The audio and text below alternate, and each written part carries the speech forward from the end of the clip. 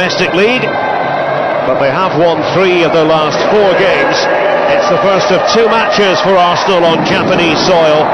After this game, they will take on Urawa Red Diamonds on Friday. Great to have the pleasure of your company. Derek Ray and Stuart Robson with you here on ESPN. The team's making their way out. Stuart, what will Arsenal learn from tonight, do you think? Well, it's a step up in standard. Nagoya Grampus are a decent side. They haven't had a great season. There's the two managers. Stojkovic on your right-hand side, Arsene Wenger on the left. Great friends, of course. Arsene Wenger was the manager when Stojkovic came to play for Nagoya Grampus several seasons ago. And they've remained great. We expect it will be an enthusiastic crowd. It's a strong Nagoya Grampus team that Dragan Stojkovic has put out. And you can say the same for Arsenal.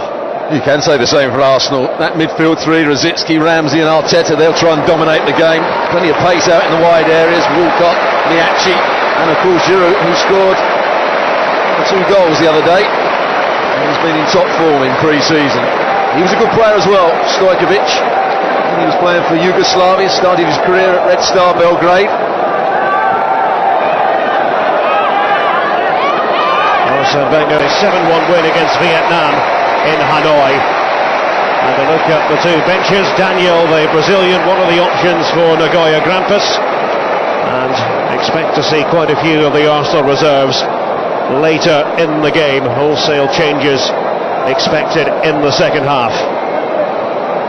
One of the key personnel is there, Jack Wilshere. Going back to full fitness. He's going to be an outstanding. Going back here, it's been on his mind.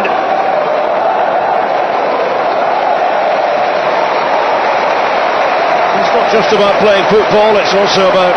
And Mertesacker with the preferred partnership at the end of last season. But with the emergence of Jenkinson, maybe Arsene Wenger sees... Hot and humid.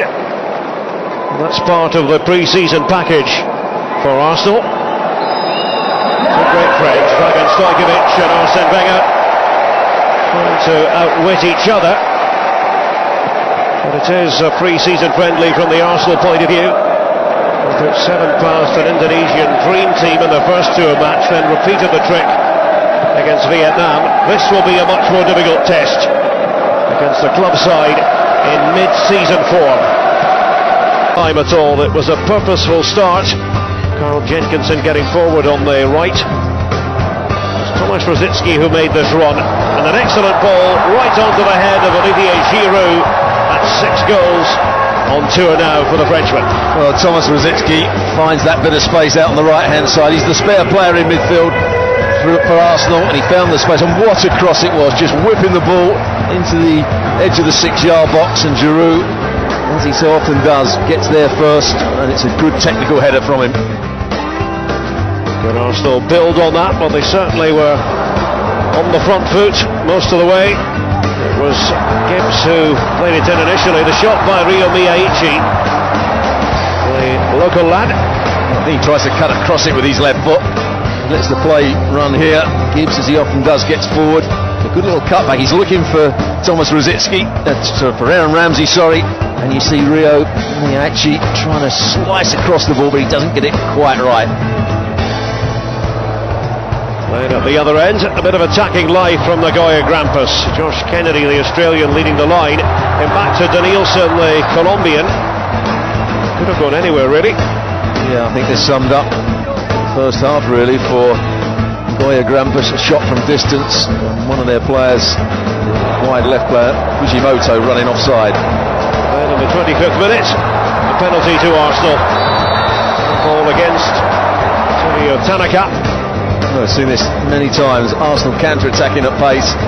Tanaka sliding in, and I think it's the right decision to give handball, because the ball would have gone to this man here, who in the end finished the penalty himself. And what a good penalty it was. Hit with power, hit accurately, goalkeeper no chance.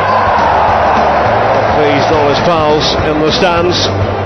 Rio Miyachi making it 2-0 to Arsenal, and they had opportunities to cut loose. Theo Walcott. That was a smart stop by Seigo Narazaki in the Nagoya Grampus goal. It's really good play, but almost immediately went up the other end. have too many chances, Nagoya Grampus. This was a half chance, but Fujimoto, the right-sided player, coming infield on this occasion. It's a really poor effort from him. Just doesn't wrap his foot round it at all. Got to also give credit to Sanya getting out there quickly. Saka started to go, but Sanya took over. They did carve out a few looks at goal towards the end of the first half. The J-League side, particularly prominent, of course, Ogawa. He's in the Ogawa. It's not one that he'll want to particularly look back at. Nagoya made a good run. Sanya got caught going into midfield. Jenkins didn't get round on the cover. So there we have it, the story of the ball. That is Walcott says thank you very much. 3-0. And it was coming. Theo Walcott. Well, he had a chance to do that in the first half when he broke through. It's a good run. Ishibitsu gets his positional play all wrong, but what a pass from the youngster Zelalem. Goes inside the fullback. Walcott on this occasion, because he takes his touch across the field, the goalkeeper has to make his mind up to work his feet, move one way, and that leaves the space open to play it into the other corner. Good finish from Theo Walcott. Excellent leap, it has to be said, by Kishio Yano. And Nagoya Grampus are on the score sheet. Oh, very similar header to the one Giroud had in the first half. Great delivery from the fullback. Tanaka gets in between the two centre halves. And a really good technical header. Hands in the air, heads it back towards that near post area. Good finish. That's more like it, yep, says Dragan Stojkovic.